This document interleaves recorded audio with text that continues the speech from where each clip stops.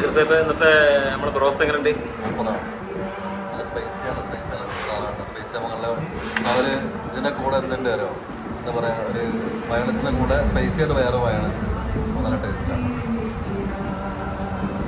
കുഴപ്പമില്ല, ഒത്തിരി ടേസ്റ്റാണ്.